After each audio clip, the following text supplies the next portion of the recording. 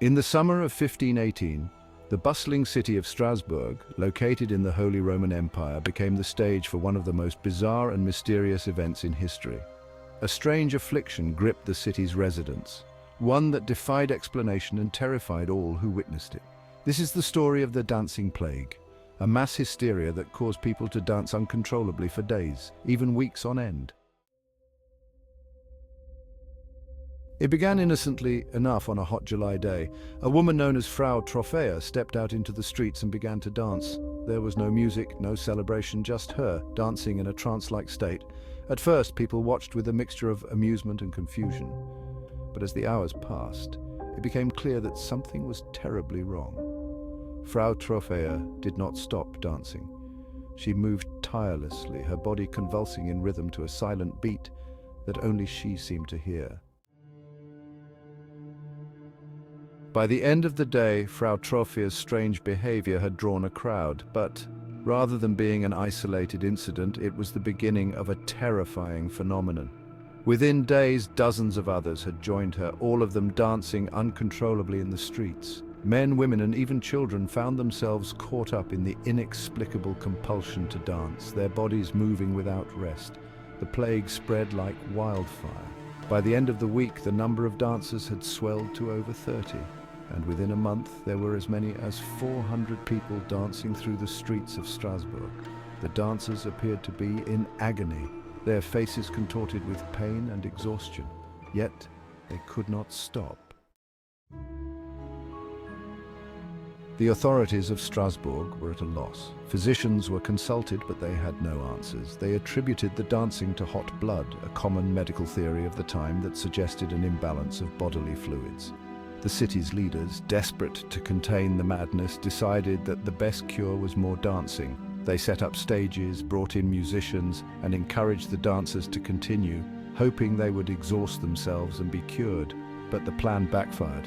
Instead of bringing relief, the music seemed to fuel the frenzy. The dancers moved with even greater intensity, their movements becoming more frenzied and uncontrolled. As the days wore on, some dancers collapsed from sheer exhaustion. Others suffered heart attacks or strokes, unable to withstand the physical strain. A few even died from the relentless exertion.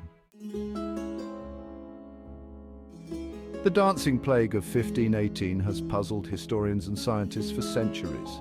What could have caused such a widespread and uncontrollable urge to dance? Over the years, several theories have been proposed. Some believe it was a case of mass hysteria, triggered by the stresses of life in 16th century Europe.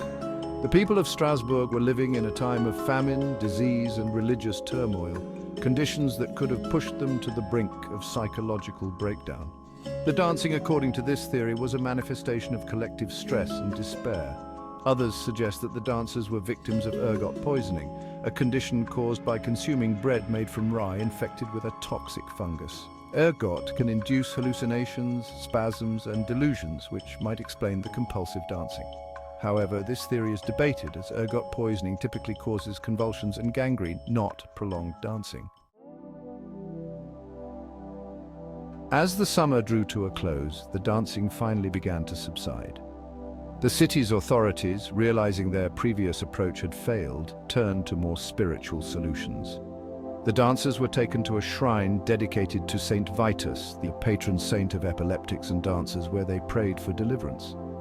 Gradually, the afflicted began to recover, and by early September, the streets of Strasbourg were silent once more. The dancing plague had ended as mysteriously as it had begun, leaving the city to recover from the trauma of the strange and deadly event.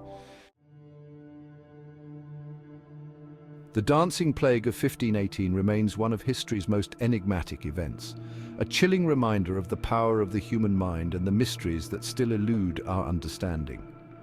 It stands as a testament to the strange and sometimes terrifying ways in which collective fear, stress, and belief can manifest.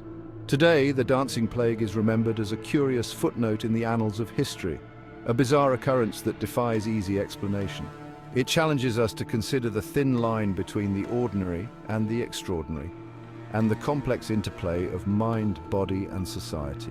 If you enjoyed this video, please like and subscribe. Don't forget the power of the human mind, and as always, stay curious.